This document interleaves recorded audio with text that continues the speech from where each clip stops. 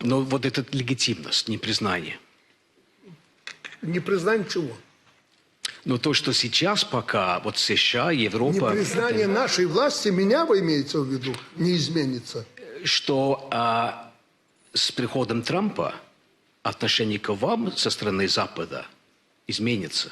Скажите, пожалуйста, Стив, если бы я вот сейчас сделал заявление, что я не признаю выборы США и не признаю Трампа, что-нибудь в Америке бы изменилось? Или у вас там в Великобритании Стармер, или как его фамилия? Вот я не признаю Стармера, и что? Что в Великобритании произойдет? Ничего. Тоже точно так у нас ничего не произойдет. Признаете вы там в Евросоюзе, не признаете эти выборы. Ну, это дело вкуса. This is my video update on this Sunday afternoon, January the 26th, coming to you from a very windy, a very wet, rainy Limassol, Cyprus. Let's talk about some news. And let's start things off with the news that Russia's intel chief, Naryshkin, is ready to meet with Ratcliffe, the newly confirmed Ratcliffe of the CIA. Something is going on in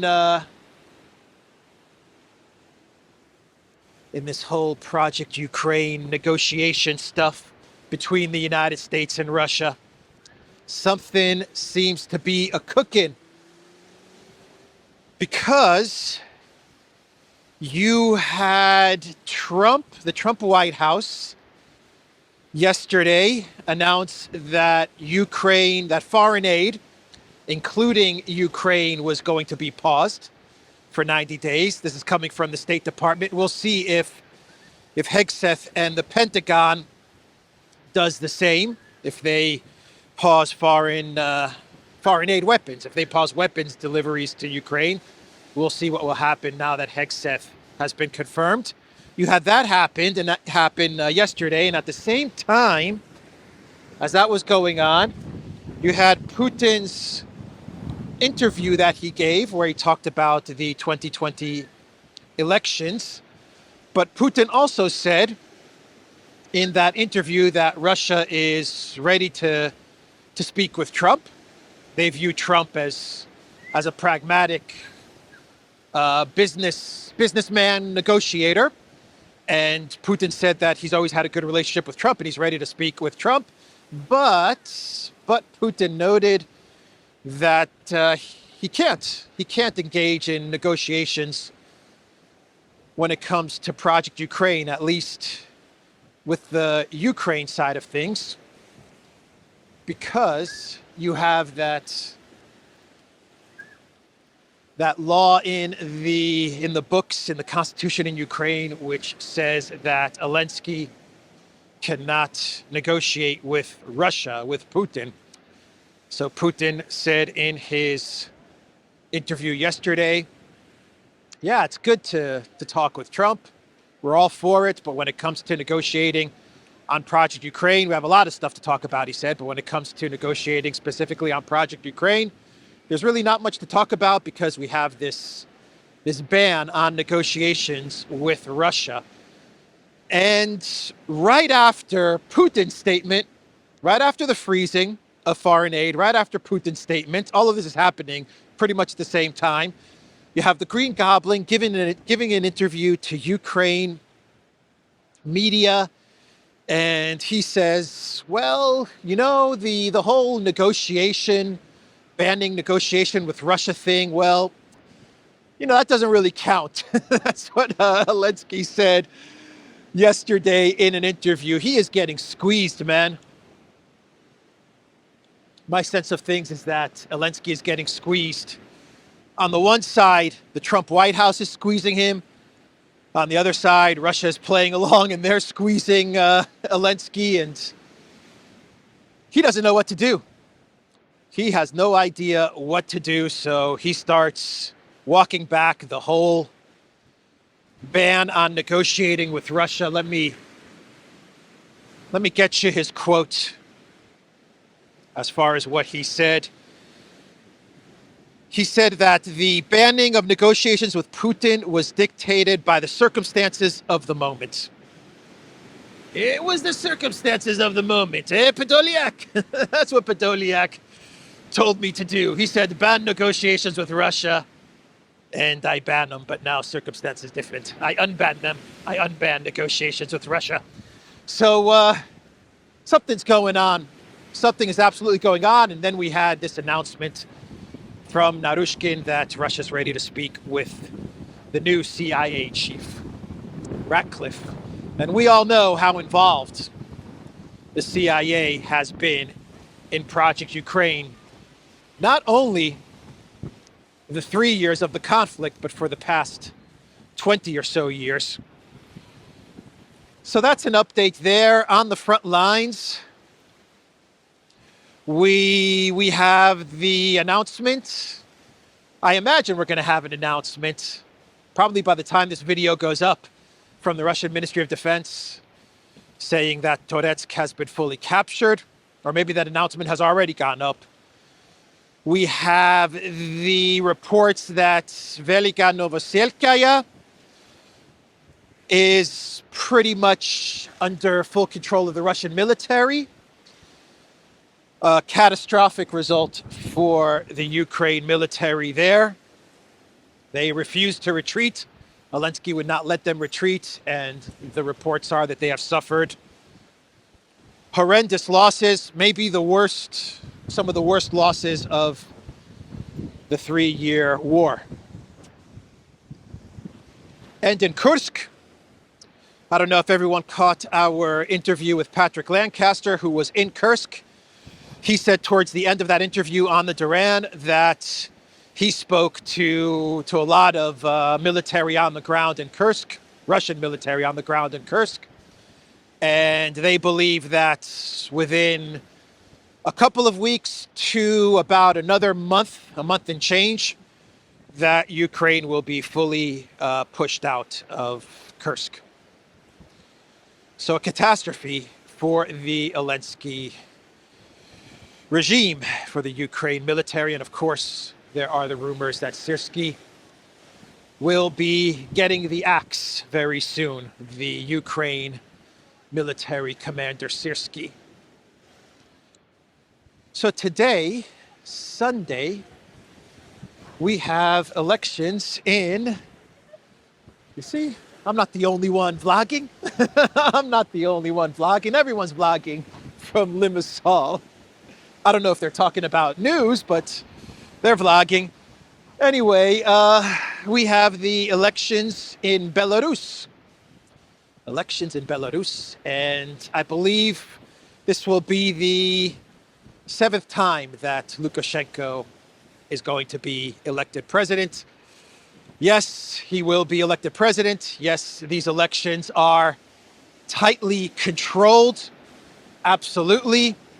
But my sense of things is that the citizens of Belarus, not all of them, but most of them, right now what they want is good relations with Russia, good relations with China, and more than anything else, they want stability and security and not to go down the path of Ukraine. No one wants to be the next Ukraine. And so I think Lukashenko, he does have a lot of support, and these elections will see him be president of Belarus. The collective West is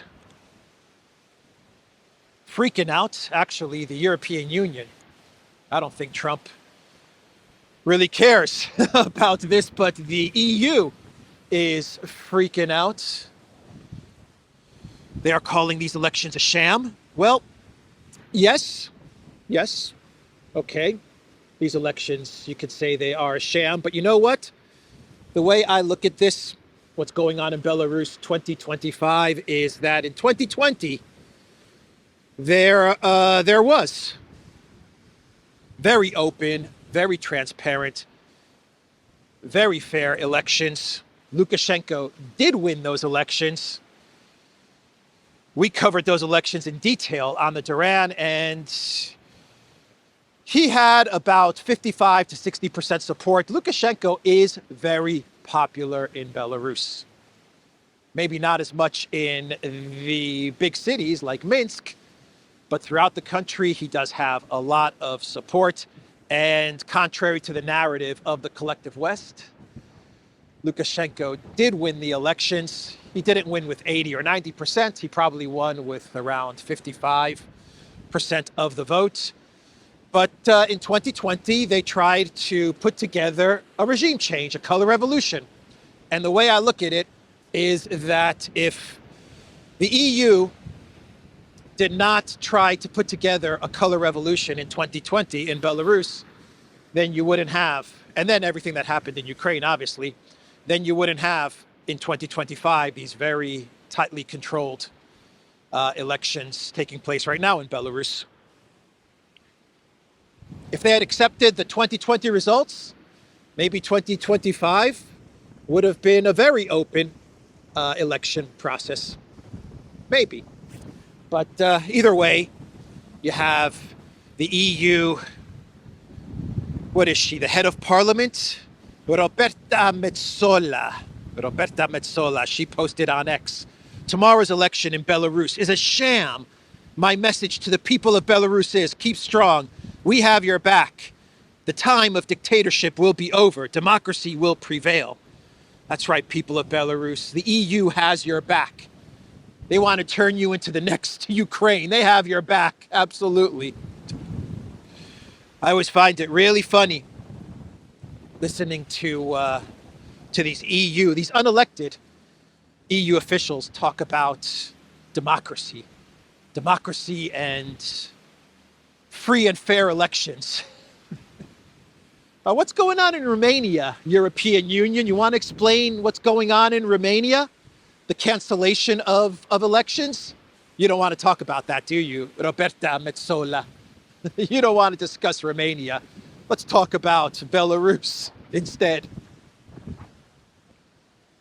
Tikhanovskaya, who was the EU Juan Guaido opposition in 2020, she's now in exile in Poland or Lithuania or Latvia or somewhere around there. She put out a statement condemning the elections, calling them a sham, and all of these things, blah, blah, blah. She's the Juan Guaido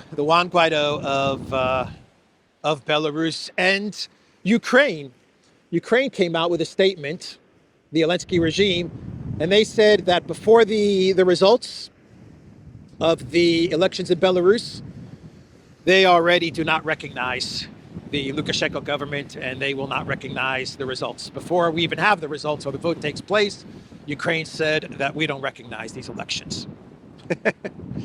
Elensky doesn't recognize the elections in Belarus because Zelensky's all about free and fair and transparent elections, right? The guy that canceled Ukraine's elections, and according to the Russian government and maybe even the Ukraine constitution, is an illegitimate leader of Ukraine, but we won't talk about that, will we? We just won't recognize the elections in Belarus before they even happen. Wagmi coffee, some of the best coffee in Limassol. It's actually located right up there in the old town. So if you're ever in Limassol, grab yourself a Wagmi, tell them Alex sent you, and they won't have any idea what you're talking about. But it's good coffee. So that's what's going on in Belarus today. And we have another row, a fight that has broken out in the EU. A lot of fights breaking out in the unified European Union. This time it's between, where should we walk? Let's continue this way. This time it's between Donald Tusk, and Viktor Orban. Tusk, the leader of Poland, takes on the leader of Hungary. And Tusk started this. He started this by issuing a threat to Orban and Hungary. He said that if Orban blocks the renewal of sanctions against Russia, because this is very important to Tusk and Poland, then Hungary will face consequences. That is what he said, consequences. He actually posted on X, if Orban really blocks European sanctions at a key moment for the war, it'll be absolutely clear that in this big game for the security and future of Europe, he is playing in Putin's team, not in ours, with all the consequences of this fact. That's right. You're either with us or you're against us, according to Tusk, echoing the statements of George W. Bush. That's right. It's a key moment for the war. What is the key moment, Donald Tusk, of this war? The fact that Ukraine has lost, is that the key moment of the war? Or the fact that Trump is about to do a rug pull when it comes to Project Ukraine and leave Europe high and dry? Is that the key moment of the war, Donald Tusk? Look, Poland's game in all of this is very, very simple, very easy to understand. They think they're playing 5D chess. Tusk thinks he's playing 5D chess because they want the war to continue, because it continues to weaken the once big, great powers of Europe. Germany is what I'm talking about. And Poland believes that as Germany continues to get weakened, that they will be the next big dog in the European Union. They will reign supreme when it comes to the European Union, dethroning Germany. That's why Tusk wants to see this war going, to keep going. That's why he wants to see this war to keep going. What was Hungary's reply to Tusk's statement, his warning? Well, the foreign minister of Hungary, the very smart, the very capable Peter Szijjarto, demolished Donald Tusk. Boy, did he demolish Donald Tusk. He said, and I quote, this is what he posted on Facebook, "It may be difficult for Soros' agent to understand, but when it comes to teams, we play for the Hungarian team." Hungarian Foreign Minister Peter Szijjarto responded on Facebook, accusing Tusk of doing the bidding of billionaire liberal financier George Soros. "We do not want to continue paying the price for other people's war and will not allow anyone to endanger the security of our energy supply because Hungary comes first for us," Szijjarto added. He called Tusk Soros' agent. Is he wrong? I don't know. Maybe he's wrong.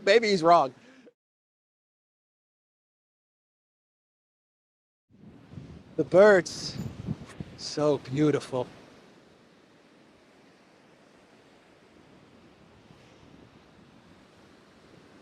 This is what life is all about.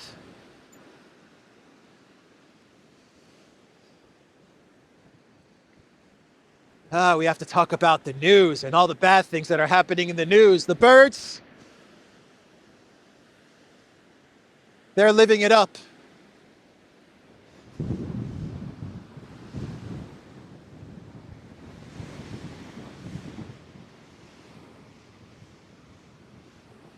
Amazing. All right, let's talk about Slovakia and the regime change that is trying to gain traction in Slovakia. Now, the collective West media is saying that the protests that are taking place in Slovakia are very big. I don't know. I'm not in Slovakia. I'm not there. I've gotten messages which say the protests are big. I've gotten messages which say that the protests are really not that big. But one thing's for sure, and Fico talked about this yesterday, a lot of the protesters are Ukrainians, and a lot of the organization is coming from, well, of course it's coming from the Collective West NGOs. And Fico, he said that he's going to go after these NGOs. Smart. You absolutely have to go after the NGOs because they are trouble. And he's also going to deal with the Ukrainian protesters. EU nations, PM points finger at Kiev over anti-government protests. A significant number of demonstrators in Bratislava were Ukrainians, Slovak leader Robert Fico has said. I can believe that. I can believe that, absolutely. I don't know how many Ukrainians are living in Slovakia or in Bratislava, but yeah, it makes sense. How big are the protests? I've read 20,000. I've read 100,000 across all the cities in Slovakia. I don't know. Maybe people who are living in Slovakia who are watching this video, they can comment on exactly what is going on in Slovakia and if what Fico is saying is correct, if there is some truth to what Fico is saying with regards to the protesters. Many, many years ago, in a different life, I've seen the protests in Greece that used to unfold. And let me tell you, there were a lot of foreigners who were flown into Greece to take part in many, many protests that would take place in Athens. So I've seen this stuff firsthand. I'm not saying this is what's happening in Slovakia. Once again, I'm not there, but it would be great to get some insight from the viewers in the comments section. So I really hope this video turns out well. I hope the audio turns out well because I am telling you, it is super windy. Super windy, but I'm loving it. Feels great. There's like a little bit of rain, a drizzle, which also feels really good. Let's talk about Elensky's checkmate move for getting gas to Europe. This is a checkmate move, man. Zelensky, he is 10 steps ahead of everybody. I mean everybody. He was meeting with Maya Sandu of Moldova. She was in Kiev the other day. Those two really get along. And Elensky, during a press conference, he said that he has a solution to getting energy to Europe, specifically to Slovakia. And his solution is via Azerbaijan. He said he met with Aliyev at the WEF, at the Klaus Schwab Eats Them Bugs Forum. And he spoke with Azerbaijan when he was in Switzerland. And he said that he's going to get Azerbaijan energy transiting Ukraine and going to Europe. Now, I'm not the best when it comes to maps and to geography, but, well, let me read you Politico's article, the title of their article. Ukraine can bring Azeri gas to Europe, Elensky says. Comments came after angry complaints from Slovakia and Hungary over Kiev's refusal to renew transit of Russian gas. Okay. So Elensky is telling Orban and Fico, arguing with Ukraine. They're arguing with Ukraine. They may be stopping sanctions. You have Tusk in a row with Orban. Elensky saying, guys, please, we don't need to argue. We are friends, all of us. We are united, and we are friends. We're buddies, we're pals. We are amigos, eh, Podolyak? Yes, Mr. President, we're amigos. You see, Podolyak, everyone loves Podolyak. We are amigos. I have a plan. What is Zelensky's plan? Well, as I was saying, not the best in geography, but when you look at a map, I can't quite figure out how the gas is going to go from Azerbaijan to Europe, transiting Ukraine. Last I checked, Azerbaijan was bordered by, well, it has the Caspian Sea. It has Iran, Georgia, and Russia. And Ukraine is way, way up there. And in other words, if you want to get to Ukraine via land, you have to pass through Russia, right? Yeah. The other route is from Georgia under the Black Sea to Europe. But is that something that Russia would go for? Is that something that Azerbaijan would go for? Is that something that Turkey would go for? Because right now, the route is Azerbaijan through Georgia to Turkey, right? And then it makes its way to Europe. A very simple, straightforward route. Actually, let me just take a quick look at the map. I'll put the map on the screen. Yeah, Azerbaijan through Georgia, crossing all of Turkey, and then making its way to Europe. That makes sense. So how exactly is Zelensky going to get the gas to transit Ukraine and get to Europe? How does this work? I don't know. Maybe I'm missing something. But a map is a map, right? A map is a freaking map. Unless there's some other technique that Elensky's going to use to get that pipeline gas. We're talking about gas to transit through Ukraine. I don't know. Maybe he's going to fly it over, fly it over the Black Sea and fly it over Russia and then just plop it down in Ukraine. I don't know how it all works, but it sounds very, very dubious to me. Anyway, let's see. What else should we talk about? Should we talk about Trump? Been talking a lot about Trump this past couple of weeks. Trump was giving a speech in Vegas, a rally. He was holding a rally in Vegas. And once again, Trump said that the U.S. is going to become a bigger country. McKinley, I'm telling you, McKinley. I say it a lot. The Duran says it a lot. Alexander says it a lot. President McKinley, that's who he's modeling his presidency after. Read about McKinley. It's interesting. Tariffs, and when McKinley was president, there was annexation, there was expansion, there was war as well. And the U.S. did annex territories. Call it imperialism, call it what you want, but this is just the reality of what the Trump presidency is modeling. So if you're Canada, as I said yesterday, I wouldn't be so worried about the 51st state thing.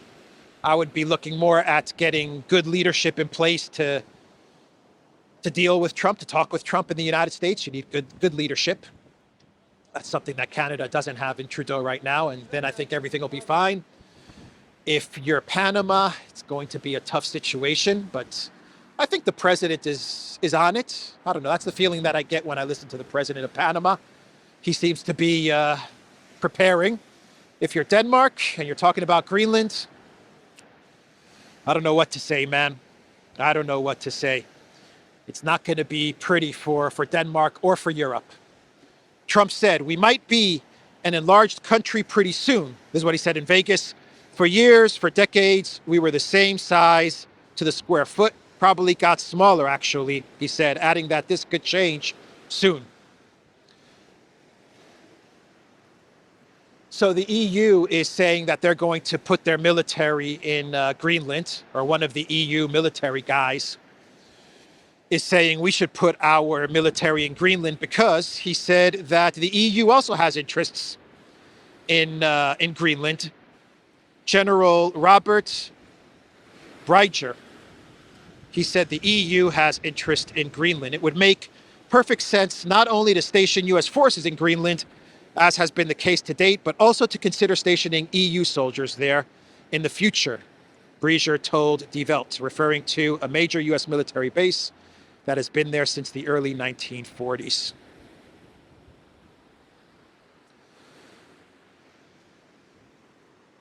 Yeah, this is the EU technique. that they're trying to use with negotiations as well when it comes to Project Ukraine. They're trying to tell Trump, wouldn't it be great if both of us negotiate with Russia, if we're also at the table? We also have an interest in Ukraine. We want to negotiate with you, Trump. Wouldn't it be great to see the EU and the US together negotiating? So they're using the same technique with Greenland. They're saying, wouldn't it be great if US military and EU military was in Greenland? Wouldn't that send a powerful message to China and to Russia if both of our militaries were in Greenland together, stronger together? It's the EU's way of trying to keep the US engaged in Europe. They're in a big panic. They're in a very big panic over the signals that the United States is done with Europe. And they're trying to do everything in their power to keep this friendship, this alliance, to keep the US invested and engaged in Europe. This is their greatest fear. That's why they're always talking about peacekeepers. I was reading some of the comments in one of my videos, and someone asked the question, why does the EU go on and on and on about peacekeepers in Ukraine? Well, the reason is because this is the EU's way of trying to get a seat at the table.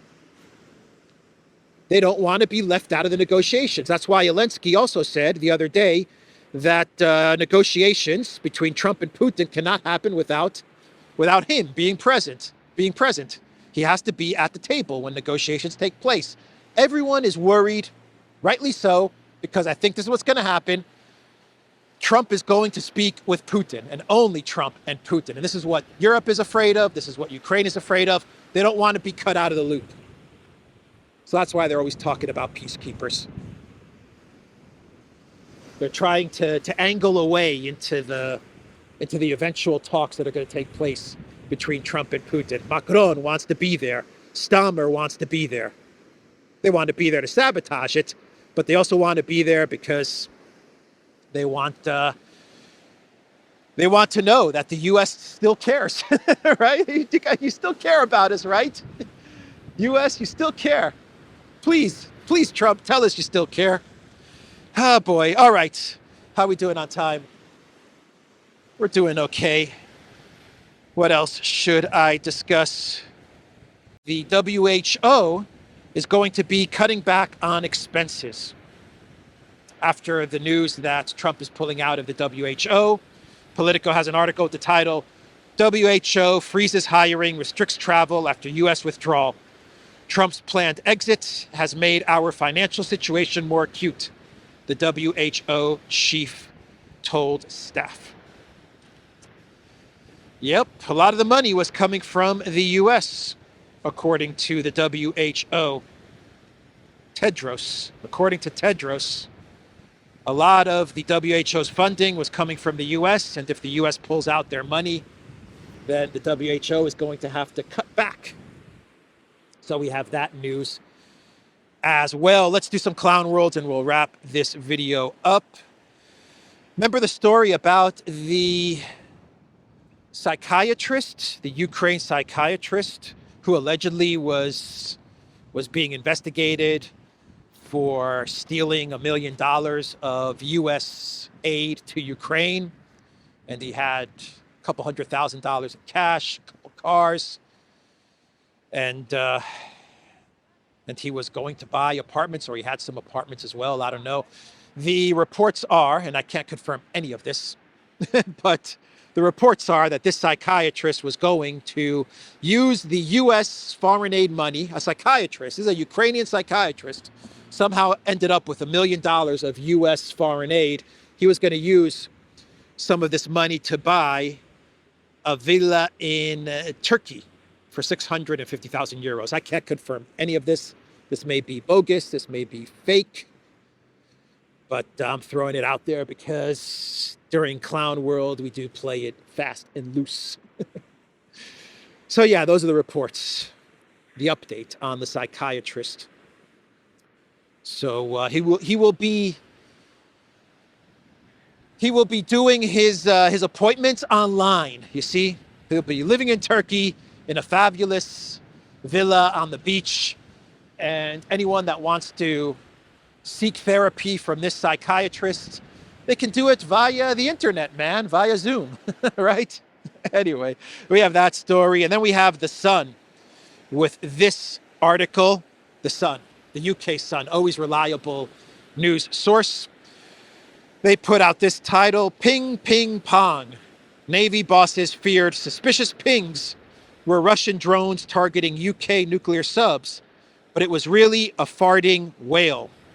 Whale trumps have been mistaken for enemy subs in the past. Oh man, yeah. They thought it was Russia, but it turned out to be whales farting, passing gas. Anyway, that's the video. That's the clown world. The Duran.locals.com. We are on Rumble, ODYSEE, BitChute, Telegram, Rockfin, and X. Go to the Duran shop, pick up some merch like what I'm wearing in this video update, a Duran bomber jacket. I also have a Duran sweatshirt. We now have free shipping as well for orders over $70 anywhere in the world. Free shipping, so check that out as well. I will see everybody tomorrow. Take care.